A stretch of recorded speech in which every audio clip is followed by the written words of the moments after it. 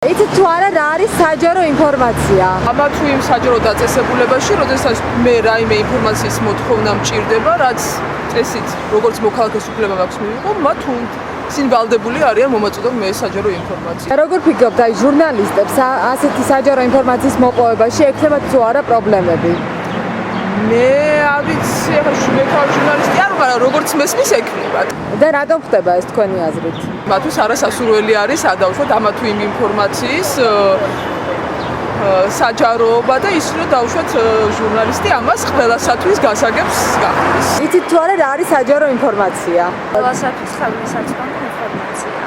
და აი როგორ ფიქრობთ, საჯარო ინფორმაციის მოპოვებაში ჟურნალისტებს ექნებათ თუ არა პრობლემა? გარკვეულ ინსტანციებში ალბათ ექნებათ. გააჩნია რა ინფორმაცია ალბათ. და აი როგორ ფიქრობთ, რატომ ექნებათ პრობლემა? და რომელ ინსტანციებს გულისხმობთ? ალბათ უფრო ძალოვანი სტრუქტურები, რაღაც სახელმწიფო, უფრო ალბათ სახელმწიფო სტრუქტურები. ერთ-ერთი მიზეზი ის არის, შეიძლება რომელიმე ჟურნალისტს პირადად ან თვითონ იმ ტელევიზიას, სადაც ჟურნალისტი მუშაობს, არ ენდობიან პროექტს. არსებითად სახელმწიფო სტრუქტურები არ გაძლევენ საშუალებას ჩაუყრმავდე და გამჭვირვალეთ იცოდე მათი გადაწყვეტილებების შესახებ. მე გავიხსენებ თუნდაც ქუთაისში პარლამენტის შენობის ადგილას, მშენებლობის ადგილას აფეთქებას, რომლის შესახებაც მოსახლეობას არათუ აზრის გამოთქმის საშუალება არ მიეცა, არამედ პოსტფაქტუმ, როდესაც ადამიანები დაიღუპნენ, მაშინ გაიგეს ადამიანებმა, რომ თურმე ამ ადგილას იგეგმებოდა რაღაც გარკვეული სამუშაოების წარმოება. ასევე ბოლო პერიოდის ამბავი შემიძლია გავიხსენო აი ბათუმის ბულვარში მშენებლობის საკითხი, რაც ასევე არ გამხდარა ბათუმელების მსჯელობისაგან.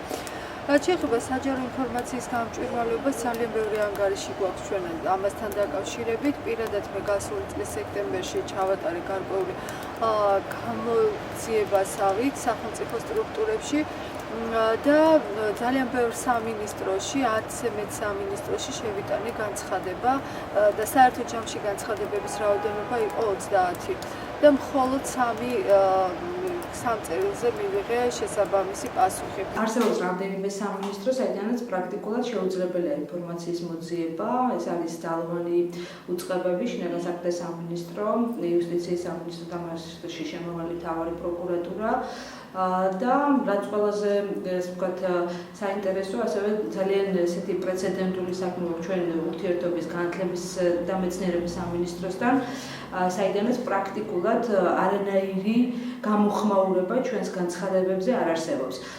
მე მესმის, რომ კანონში არსებობს შესაძლებლობა იმისა, რომ ჩვენ გავასაჩივროთ თითოეული ესეთი გადაწყვეტილება, მაგრამ ეს ყველაფერი არის დაკავშირებული დროსთან, ეს ყველაფერი არის დაკავშირებული ფინანსებთან, როდესაც მიდიხარ სასამართლოში, გადასახდელი არის ბაჟი და თითოეულ ესეთ განცხადებაზე მედია ორგანიზაციამ რომ დახარჯოს თავისი ეს ვთქვათ ფინანსები, ამის ფუფუნების საშუალება საქართველოში მოქმედ მედია ორგანიზაციებს ნამდვილად არ აქვს. მინდოდა გამომეთხოვა ინფორმაცია საქალაქო სასამართლოდან სატელეფონო მოსმენების სტატისტიკას ვითხოვდი და აგრეთვე მაინტერესებდა ძალიან საფუძველი.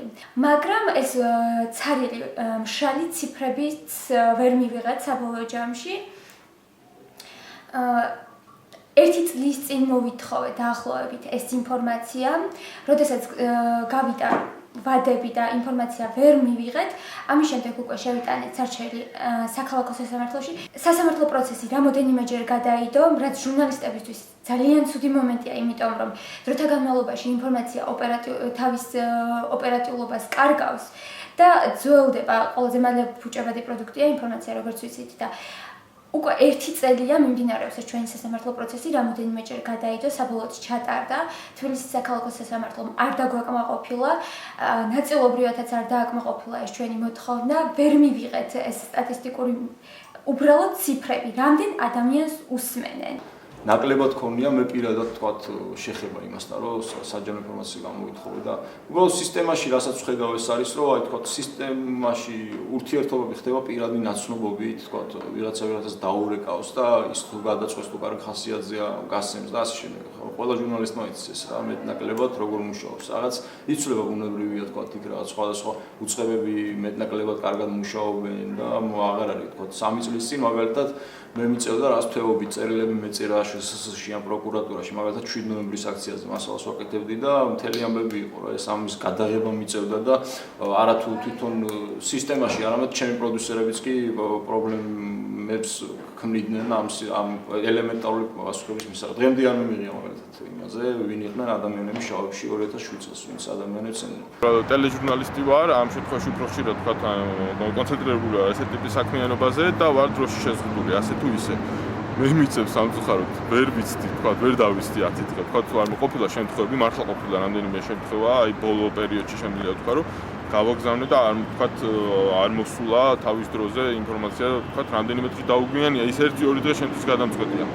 ამიტომ უკვე ყველანაირად ვცდილობ, რომ სხვა ხერხით მოიგო ის ინფორმაცია, თქვა, ან პირადი დარწმუნების, თქვა, სატელეფონო საუბრის დარწმუნების, შეხვედრის ანუ თქვა პარლამენტში თუ არის სასაუბრო მოუნახო ეს ადამიანი მივიდე პირდაპირ დაველაპარაკო მისგან მივიღო ეს ინფორმაცია რაღაც სხვადასხვა მეთოდების გამოყენება მიწევს ამ შემთხვევაში.